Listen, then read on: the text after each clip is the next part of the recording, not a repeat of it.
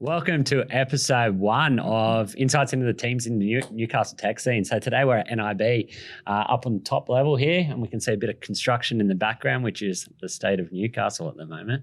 But we've got Michelle Vogt, who is QA and release manager, and David Cathcart, who is the software development manager. Welcome. Thank you. Thank you. So I think today it'd be really insightful for the Newcastle tech scene to just get some insights into what actually happens within the doors of NIB. I think a lot of people know the big building on Honeysuckle Drive. And it's interesting, the more conversations I have with you, the more I learn. I think it's quite interesting for the community to understand what you actually do on a daily basis, what the teams are working on. So I think if we can try to inform the community, it's helpful for everyone. But where I'd like to start is you've both been with NIB for over 7 years, which is a long period of time. Yeah. In a long period of time in any market, but especially in technology at the moment, there's a lot of churn. Michelle, let's start with you. Why 7 years in NIB? I guess throughout the 7 years, I've seen a lot of change. Every day is different. And I look back 7, 8 years ago and we're in a completely different space to where we were. It's a completely different landscape. I myself have moved through several roles. So I started out as a test analyst, went to a QA engineer, and now as the QA release manager. So I guess having that progression has been important for me. Moved through not sort of technical roles, but then into a leadership role. So I guess that's for me what I've really enjoyed so far. Nice. And Dave? Yeah, similar thing. Like there's a lot of good things about this place. I could talk endlessly about it. You probably have to stop me. But one of the things I still remember when I started here, got this kind of impression that NIB, it's a big corporation. It's going to be hard to get things done. A lot of red tape, bureaucracy, slow moving. And I got here and just found out that it was the complete opposite of that. We worked in these agile teams. We were able to deliver software quickly. We had these great practices, that kind of thing. So it's just a real pleasant surprise. And as Michelle said, it's just grown and improved from there. There's good career development, but we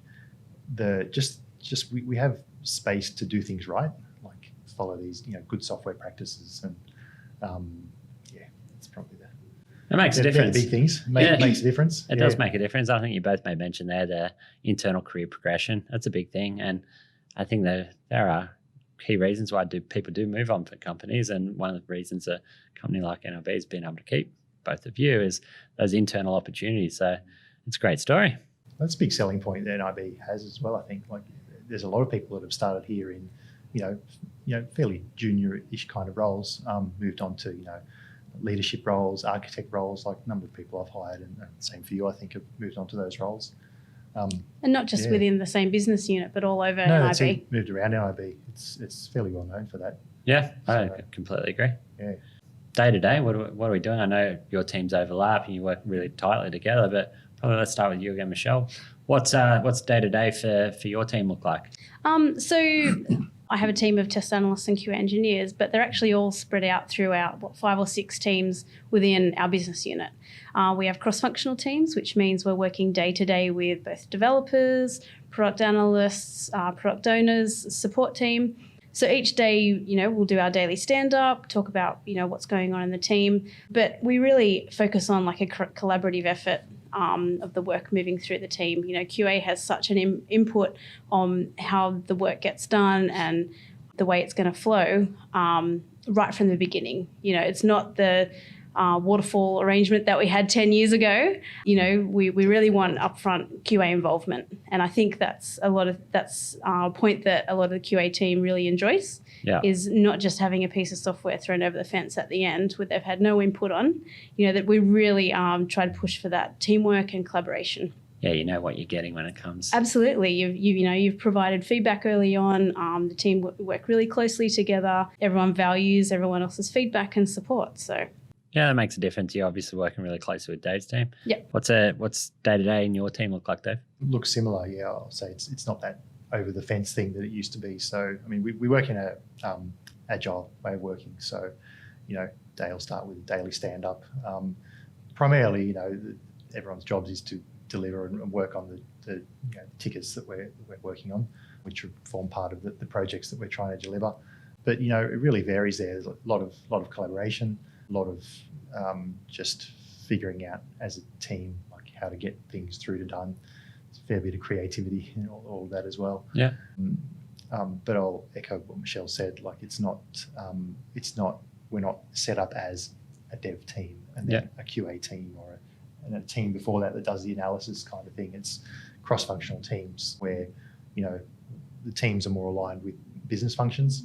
So, and within those teams, we have people from all kinds of roles. So, QA, dev, analyst. Yeah.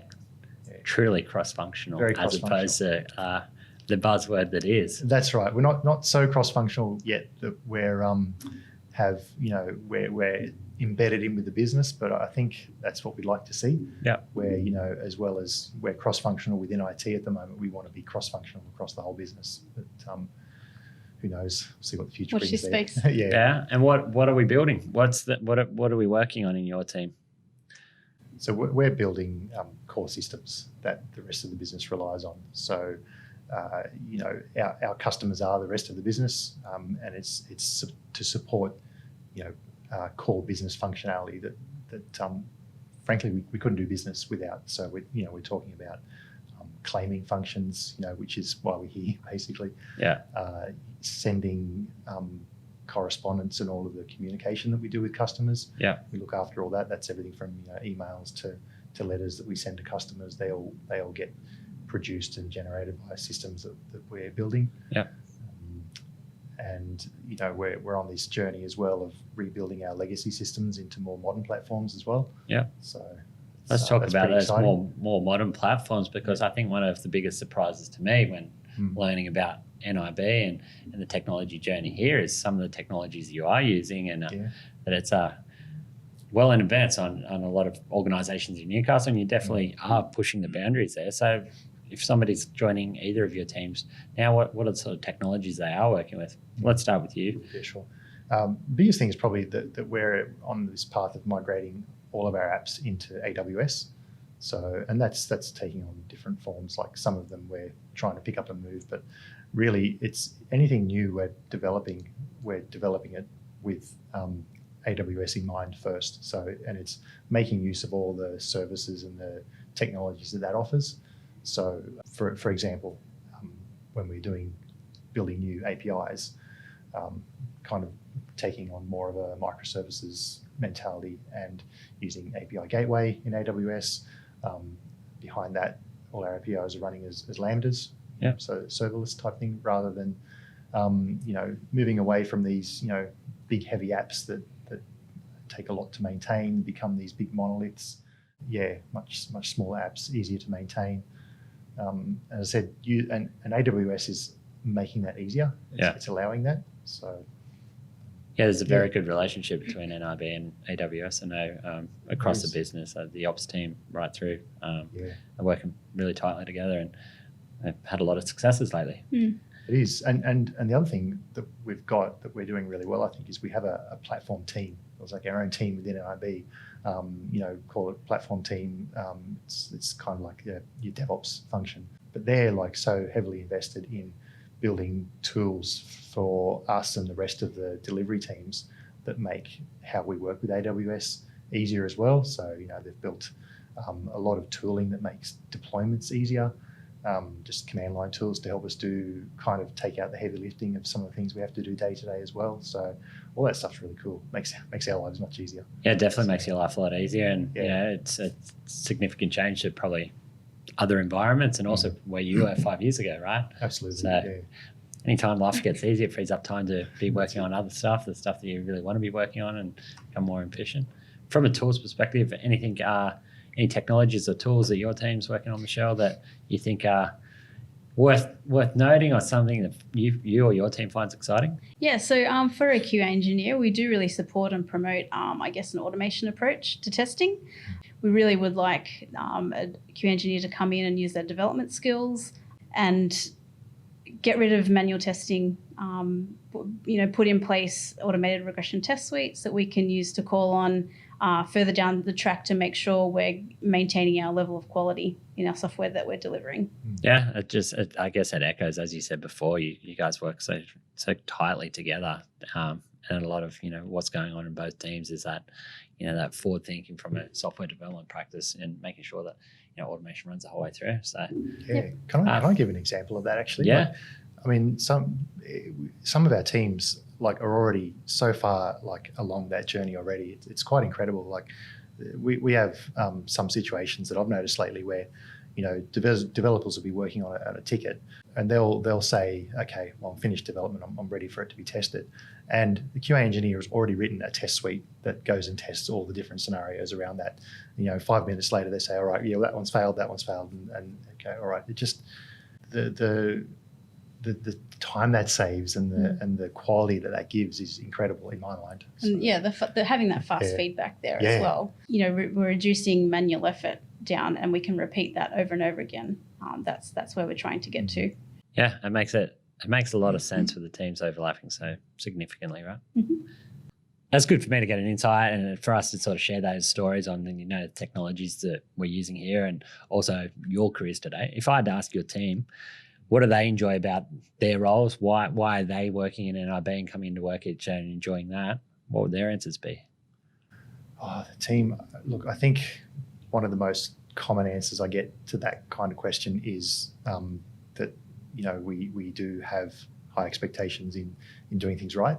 So we take the time and we are given the time to build things the way we want to. So that is emphasis on quality, and just the fact that we have this kind of long-term vision where, we're building something, we're responsible for looking after it as well. We're not just building a project and handing it over to someone else, like, what you might get if you're working in a software house or something like that. We're responsible for the whole life cycle of the software. So once it's in production and running, we still have to look after it, which means, right from the get-go, we have to think about, all right, how are we going to do this so that if something goes wrong, it's going to be easy for us to figure out how to fix it, how to diagnose problems, that kind of thing. So, so that sort of filters down into, making sure we've got good automated test suites, good build and deployment pipelines so that it's easy for us to deploy our software, like with the click of a button rather than, a 100-page checklist and an overnight deployment kind of thing.